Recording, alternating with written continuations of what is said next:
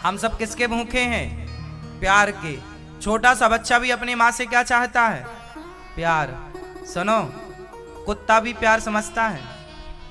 यदि प्यार से आप उसे रोटी देंगे, प्यार से हाथ फेरेंगे, तो वो आपके आसपास रहेगा।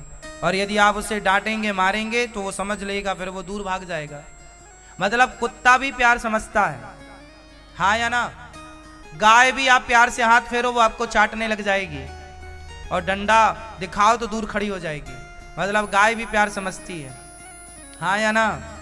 मतलब हर जीव आपसे, आप जंगल में रहने लग जाओ तो आपसे गिलहरी प्यार करने लग जाएगी, गिलहरी आपके पास आएगी। बंदर, भालू, जितने जंगली जीव हैं, आप रहने लग जाइए जंगल में, आप देखेंगे कि उन जीवों को आपसे प्यार हो गया है और आपको भी उनसे लगाव हो जाएगा। क्योंकि हर जीव, चाहे कोई हो, हर जीव प्यार समझता है। प्यार को फील सब करते हैं, पता ना आपको? गाय बछड़े को जन्म देती है तो गाय क्या करती है? चाटती। वो चाटना क्या है? गाय का प्यार ही तो है, ममता ही तो है, हाँ या ना? हर माँ, चाहे कुत्ता, बिल्ली, किसी योनि की माँ हो, वो अपने, अब कुतिया देखो ना, जाती है दिन भर यहां वहां खाती है और जाती है और अपने बच्चों के पास समय से जाती है, लेट जाती है, उसके बच्चे उसका दूध पीने लग जाते हैं। कहीं भी होगी, कितना भी घूमेगी, लेकिन वो समय से बच्चों के पास जाएगी जरूर, जहां उसके बच्चे उसने जन्म दिए होंगे। बात समझ में आ रही है? मतलब वो कुत्ता बिल्ली भी प्यार को समझते हैं, हाँ या ना? तो भगवान प्यार के सागर है। जितना भी प्यार जीव मात्र में बरस रहा है, ये प्यार बरसाने वाली, इनका नाम पड़ा बरसाने वाली, राधा। राधा ही प्यार बरसाती हैं हर जीव पर। यदि वो प्यार बरसाना छोड़ दे तो कुतिया अपने बच्चों को दूध पिलाना छोड़ देगी, गाय अपने बच्चे को चाटना छोड़ देगी। ये प्यार बरसा रही है, बरसाने वाली। आपके अंदर प्यार है, इसलिए बच्चे को दूध पिलाती हो। यदि आपके अंदर प्यार ना हो तो फिर ये कोई माँ अपने बच्चे की मालिश क्यों करेगी? क्यों उसकी मलमूत्र साफ करेगी? भाई मलमूत्र किसे अच्छा लगता है?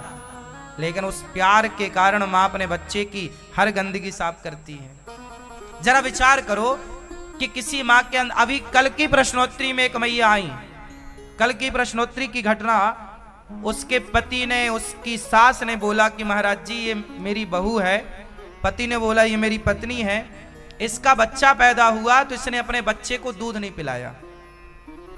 मतलब वो, मैंने पहली बार अपनी लाइफ में एक ऐसी स्त्री देखी जिसके अंदर अपने बच्चे के लिए कोई ममता नहीं। जन्म लिया बच्चे ने और उसने दूध नहीं पिलाया। और आज तक वो बच्चे से मैंने पूछा कि तुम्हारी माँ कहाँ है, तो वो अपनी माँ को नहीं पहचानता था, क्योंकि उसकी माँ ने कभी प्यार से अपने बच्चे को छाती से लगाया ही नहीं। और जबकि वो महिला पागल नहीं थी, आप समझें कि साथ पागल हो, पागल भी नहीं थी। क्यों नहीं? क्योंकि उसके अंदर ममता नहीं थी, प्यार नहीं था। क्या नहीं है? सोचिए, ये प्यार एक व्यवस्था है। यदि ये प्यार, उस स्त्री के अंदर प्यार ना होने से उसका बेटा परेशान, उसका पति परेशान, उसकी सास परेशान, पूरा घर परेशान। क्यों? क्योंकि उसके अंदर प्यार नहीं है। ये प्यार एक बहुत बड़ी व्यवस्था है। आप जरा विचार करिए कि स्त्रियों के अंदर से मां की ममता समाप्त हो जाए, वो बच्चे के प्रति प्यार समाप्त हो जाए, तो स्त्रियां कैसी हो जाएंगी?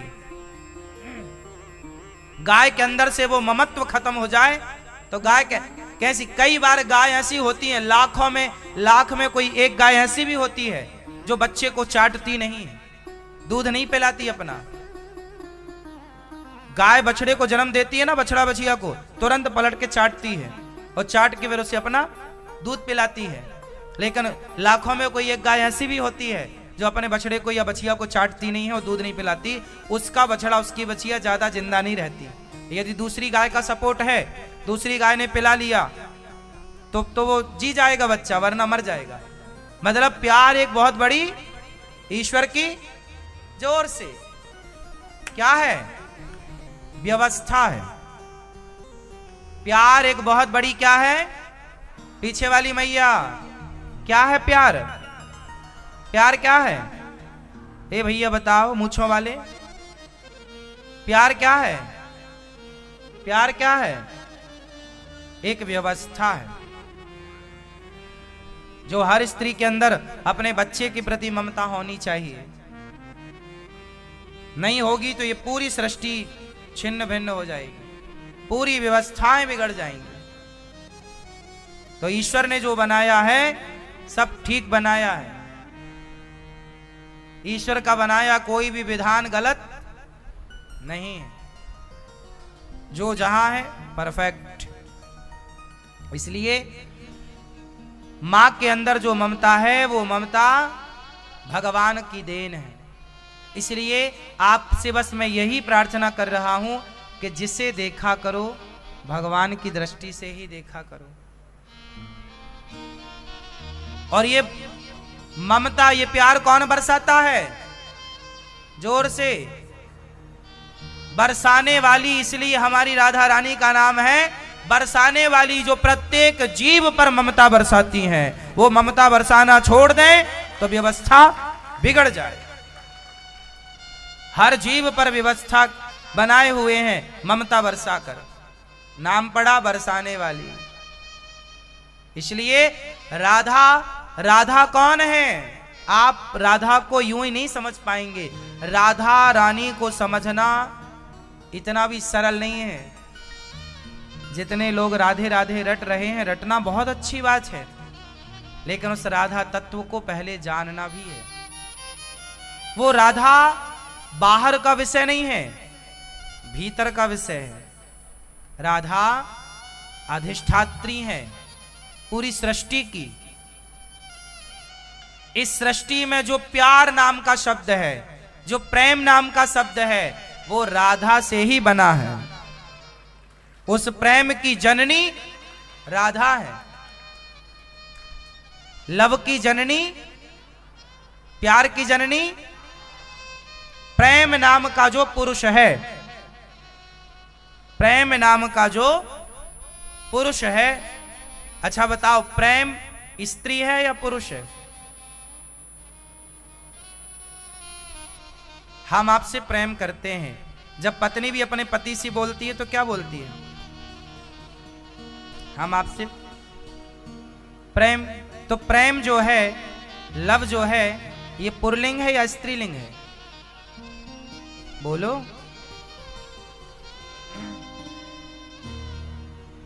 ये समझो कि प्रेम की जन्मदात्री कौन है?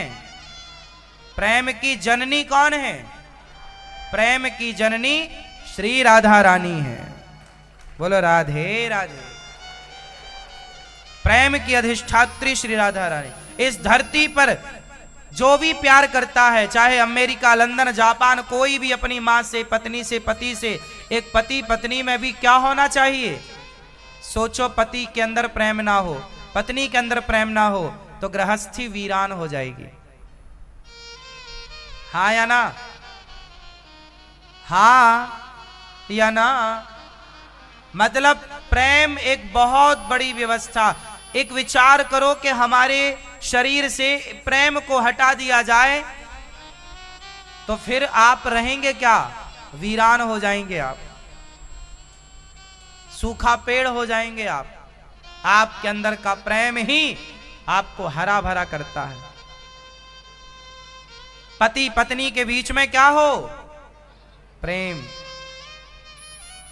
मां बेटे के बीच में क्या हो? इस सृष्टि में क्या चाहिए सबको? प्रेम। कुत्ता से लेकर बिल्ली से लेकर पक्षी, चिड़िया अंडे को जब रखती है और उसे सेक कर फोड़ती है, उसके अंदर छोटे छोटे बच्चे निकलते हैं, तो वो चिड़िया जाती है, दाना लेकर आती है और बच्चों की चोंच खुलती है तो उसकी चोंच के अंदर डालती है। वो उसे पता है कि ये खा नहीं पाएगा, तो वो चोंच यूं खोले रहते हैं, उसके अंदर यूं चोंच के अंदर वो दाना डालती है, जो भी लाती है। देखा ना आप लोगों ने? क्या है वो? प्रेम तो है ना।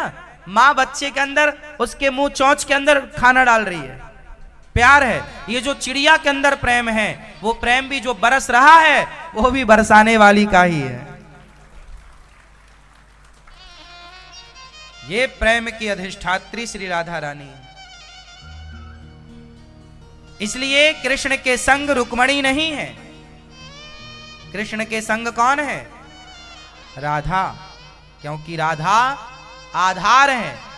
बोलो आधार, आधार, बोलो आधार, आधार, आधार, आधार, आधार, आधार, आधार, आधार, आधार, आधार, आधार, आधार बोलेंगे तो अपने आप क्या निकलेगा? राधा। क्यों? क्योंकि प्रेम का आधार ही श्री राधा रानी है। इसलिए कृष्ण के संग राधा नहीं खड़ी, कृष्ण के संग प्रेम खड़ा हुआ है। प्रेम की अधिष्ठात्री श्री राधा रानी खड़ी हैं और भगवान कृष्ण प्रेम की प्रतिमूर्ति है। भगवान कृष्ण कहते हैं कि जब तुम्हारे अंदर प्रेम जाग जाए तो मेरी शरण में आ जाना। मर्यादाओं का बंधन हो तो राम की शरण में जाओ, और मर्यादाओं की बेड़ियां जब टूट जाएं और प्रेम में डूब जाएं, आप प्रेम में डूब जाएं तो कृष्ण की शरण में चले आना। क्योंकि मर्यादा पुरुषोत्तम राम है और प्रेम पुरुषोत्तम श्री कृष्ण है, लीला पुरुषोत्तम श्री कृष्ण है। ये प्रेम की भूमि है। इसलिए उद्धव जैसे ज्ञानी वृंदावन प्रेम पाने आए थे।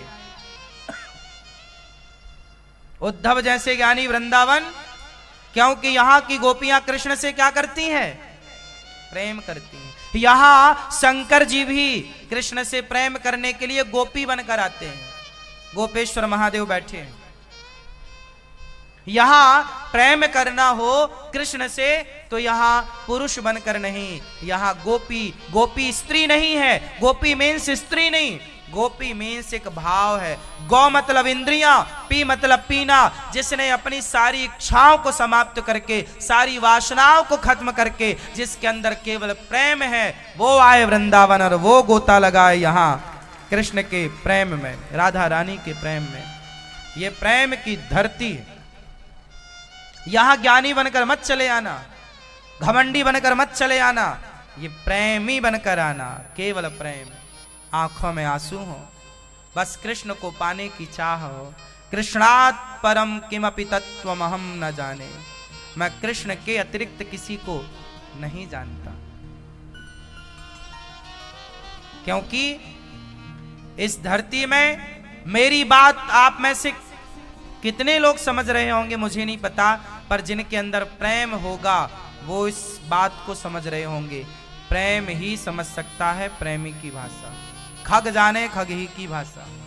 बस ये प्रेम की बात है। उद्धव बंदगी तेरे बस की।